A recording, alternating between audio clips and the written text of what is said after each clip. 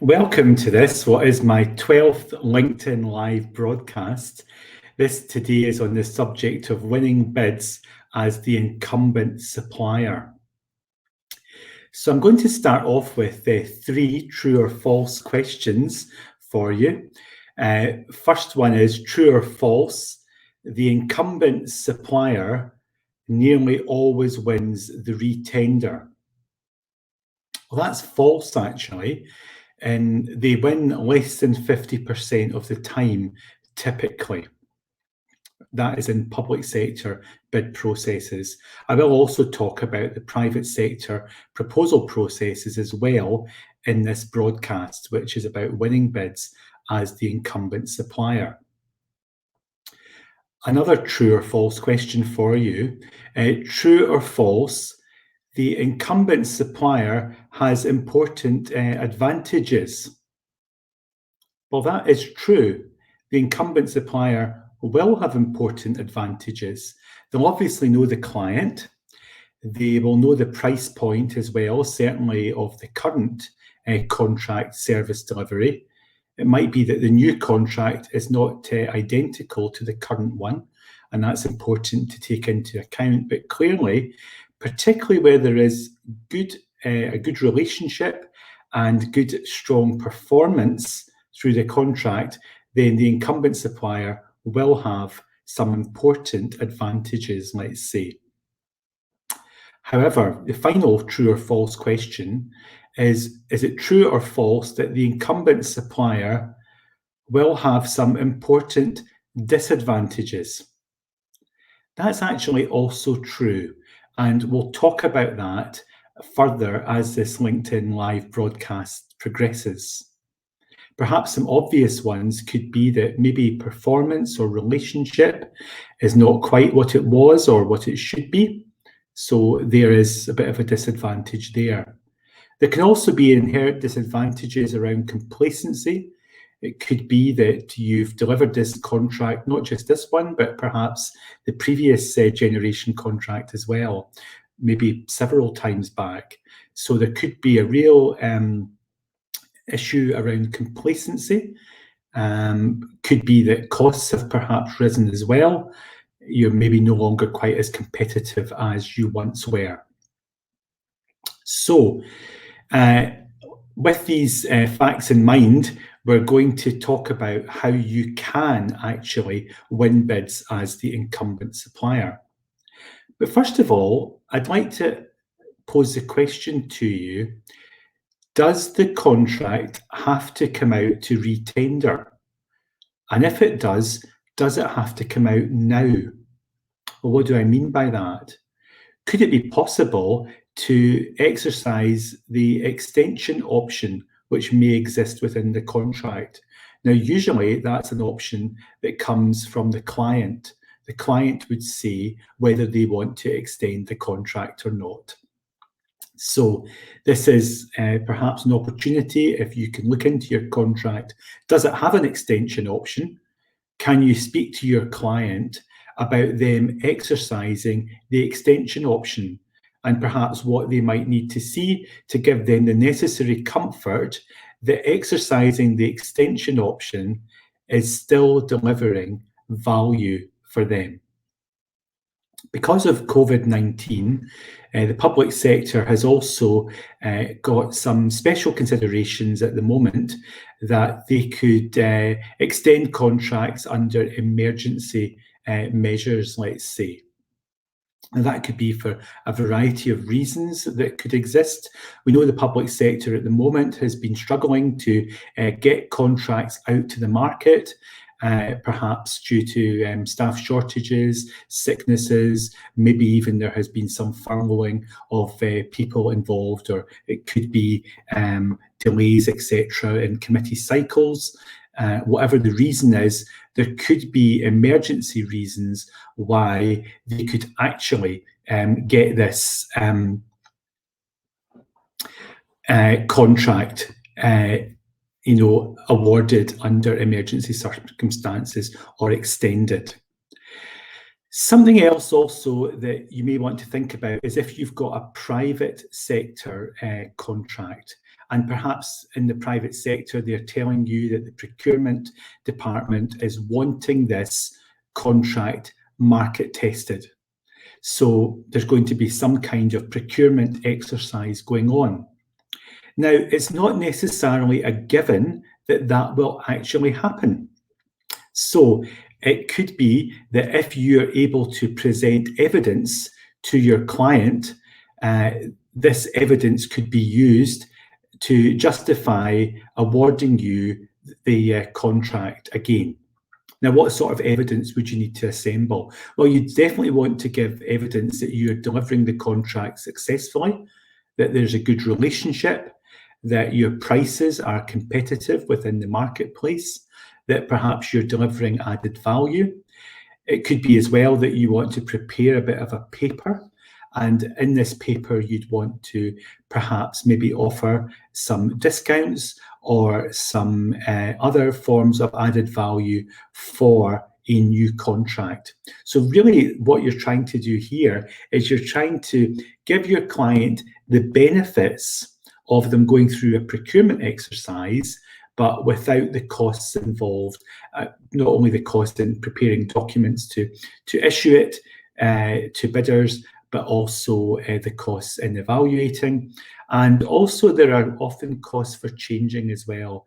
The costs of changing suppliers can sometimes be quite significant for maybe very small advantages and maybe sometimes some quite big disadvantages.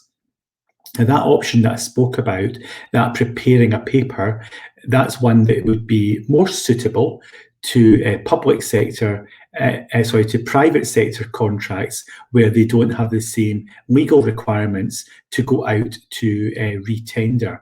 But as discussed as well, in the emergency situation that some organisations are in just now, it could be that that sort of paper could be useful to your public sector client as well.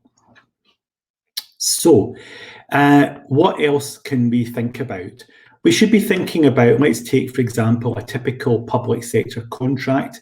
Let's say you've got it, it's a multi-year contract. It expires on the 31st of December 2021.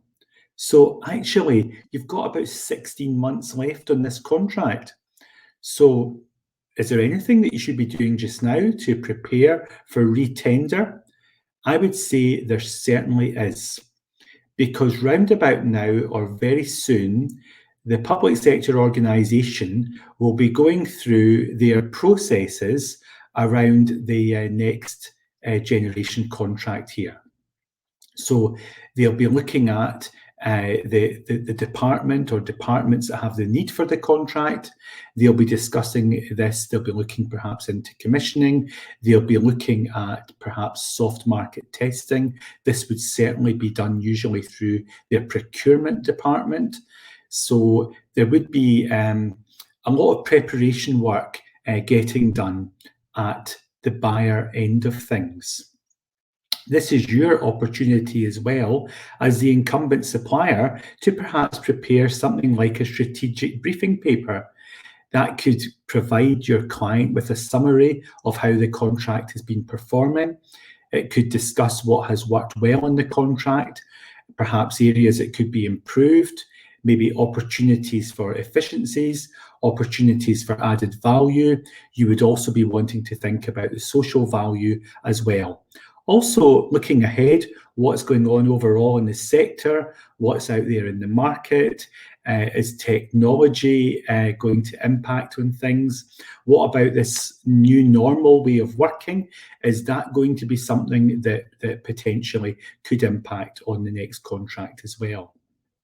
You may also want to supply them with some information around the TUPE considerations of the contract as well. So you've maybe got an organised group of staff that are actually delivering this contract. Well, these people would have the right to move to any newly appointed supplier as well. So it would be good to let the public sector client know what the TUPE considerations are. Now, this is going to be a commercial call for you. Just how much information do you want to give around TUPE? but certainly when things come out to tender, bidders are going to be interested in what the TUPE considerations are. Now, you can either hold all the cards close to your chest and not let on anything, thinking that maybe it could provide a bidder with an opportunity to perhaps rationalise. They could do it cheaper. You might feel you're giving away a lot of what your cost information is. On the other hand, it could be this group of staff that you've got. It doesn't mean necessarily that they will have to TUPE. You might want to keep some of them. It might be that as part of what you're going to do for the new contract, you're going to make your own internal rationalisations within your organisation. So you don't need to fully declare your hand here, but certainly letting the client organisation know that there are TUPE considerations. Some bidders that we work with, some bidders sometimes have something where they maybe don't want to take on TUPE staff. So it might be that a bid that has got a lot of TUPE or what's viewed as heavy TUPE numbers, it could be that puts off some bidders. There's also the question of the benefits, because all of these transfer to the new supplier. It could be that you've got people, for example, on final salary pensions. Now, many organisations don't want to take on contracts that have got TUPE staff with final salary pensions, so they will no bid that. So it could be that you could actually knock out some of the bidders almost before the bidding really properly begins in earnest, because bidders are deciding that they do not want to bid the contract. It would be important as well that you conduct an internal audit of the contract. How is this contract actually performing? How are you performing to the key performance indicators? How are you performing if you're having to report on customer satisfaction?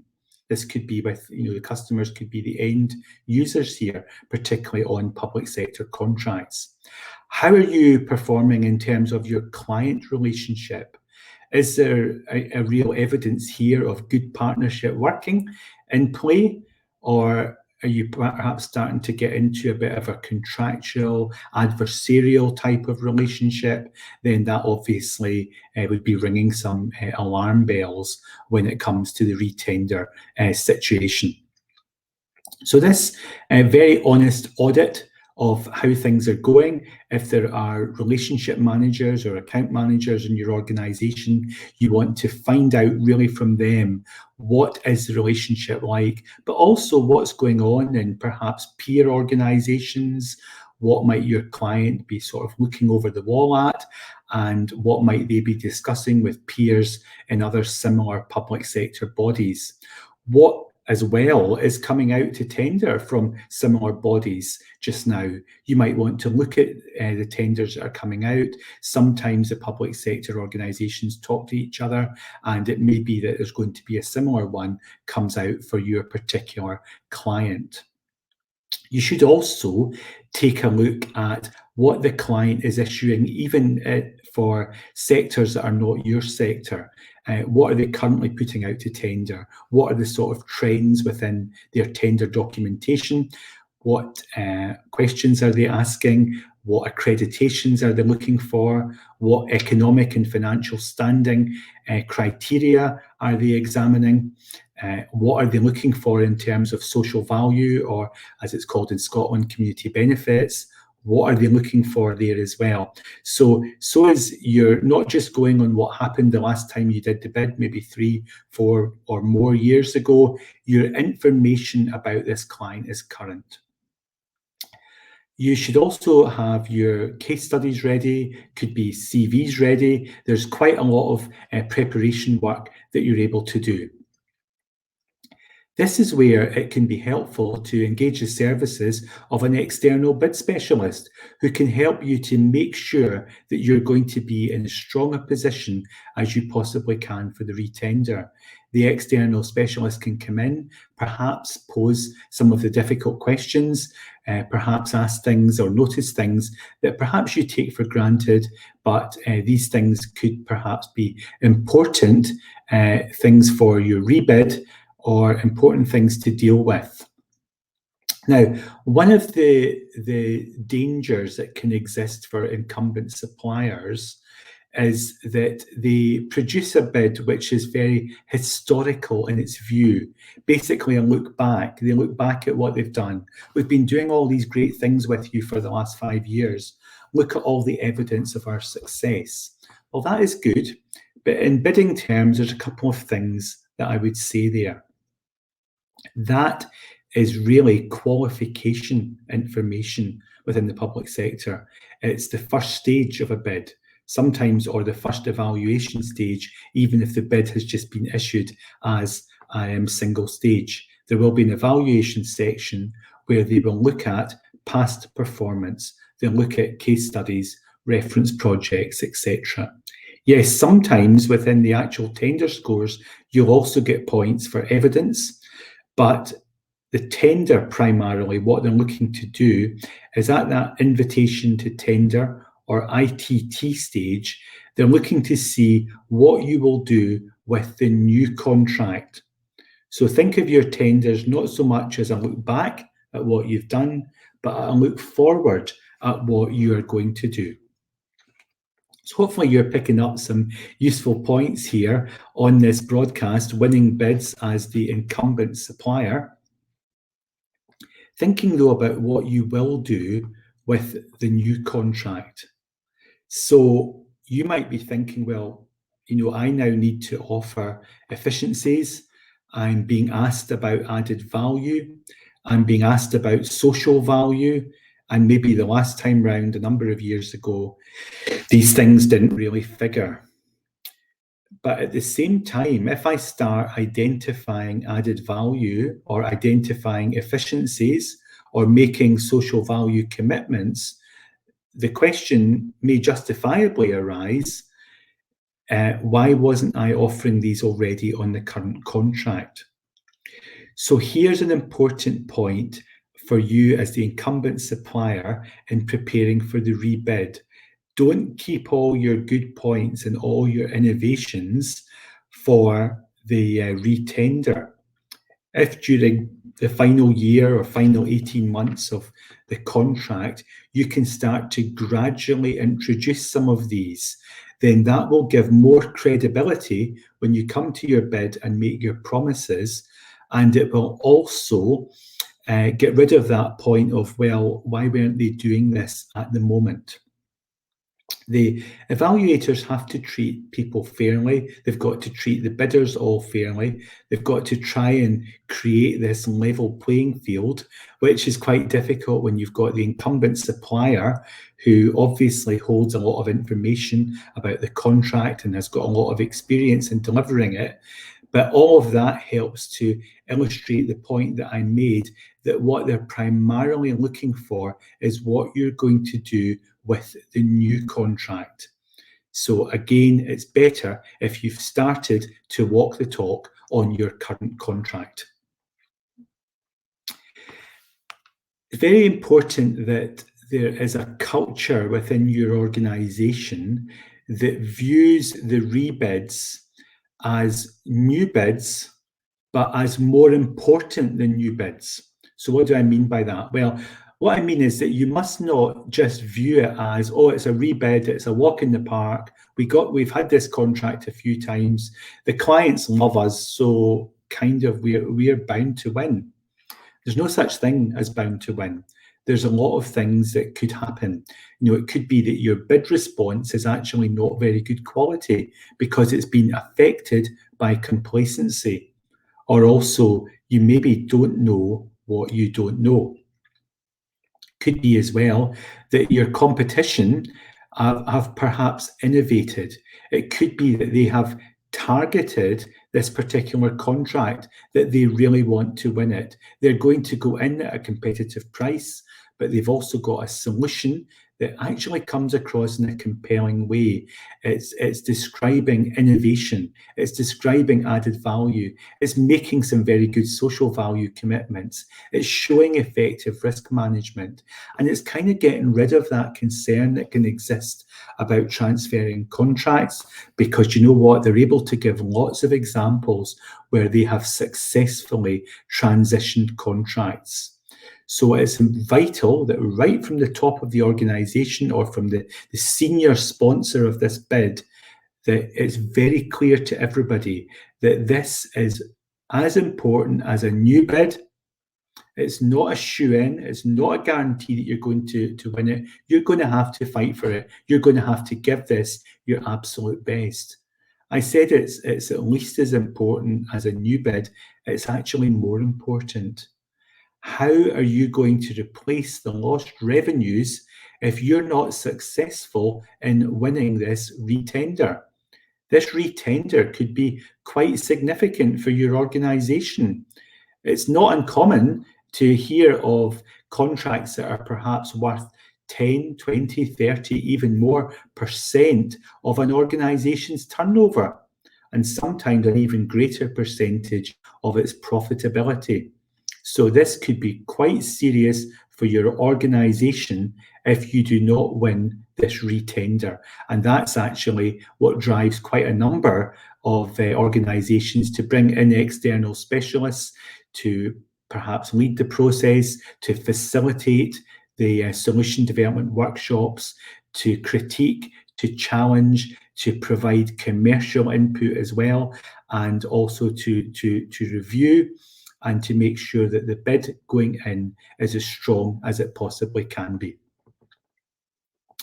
In terms of the responses, it's important as well, not just that you talk about what you're going to do with the new contract, that is clearly very important, but also that you don't assume that the buyer has prior knowledge of your organisation. Now that seems strange, because of course they'll know your organisation, you're delivering the contract. Well, yes, people within the buyer organisation will know your organisation. It might be that on the average public sector evaluation panel, which we know research shows us is 5.4 people, one or two people perhaps directly know your organisation and have got experience of working with you. Others will not. So you cannot assume prior knowledge. Also, they can only mark what is put in front of them, and they can only mark responses that are relevant to the questions that are being asked. So vital that you don't just assume prior knowledge. If you've got a good thing from your existing contract that you want to highlight that is actually an answer to one of the questions, then you must state it. You can't assume it is known. I recommend as well that in the final year or two of a contract, it is good to go for partnership working awards with your public sector partner. It could be that you've also got SME businesses that you're working in partnership, or with the voluntary sector or third sector here. So getting some kind of award submission can actually go in really well for you too, because this means that you have got evidence that you are working well with the organisation. Of course, that also applies for private sector contracts that you have as well. Asking clarification questions during the bid process is important as well. Now, just think about this.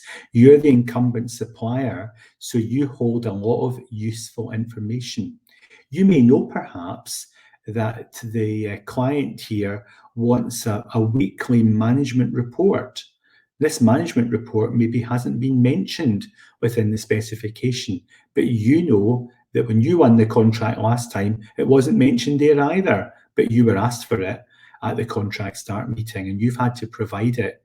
Maybe it takes you somebody within your staff team, maybe 3 hours a week, maybe longer, to produce this report. Well, what you might do here is you just ask a clarification question.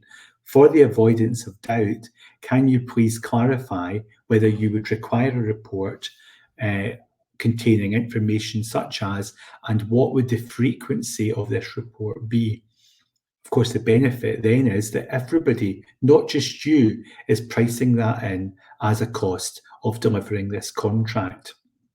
You can or maybe also aware of other things. It could be that once you won the contract, you started to become aware that there were certain areas where things weren't really what you expected, and it perhaps cost you additional monies to deliver than you'd originally budgeted. Well, in that sort of situation, you want to be asking clarification questions, again, for the avoidance of doubt. Can you clarify that you want all the emergency jobs responded to within 2 hours, and that the typical number of emergency jobs, ask them how many emergency jobs there are per year, things like that, because you thought there was only going to be a few, and you know what, there was a lot more than you expected. So get that information into the public domain in terms of getting so as all bidders have access to that information. Of course, information that you hold where you can save money on the contract, you obviously keep that to yourself. You don't ask clarifications about that.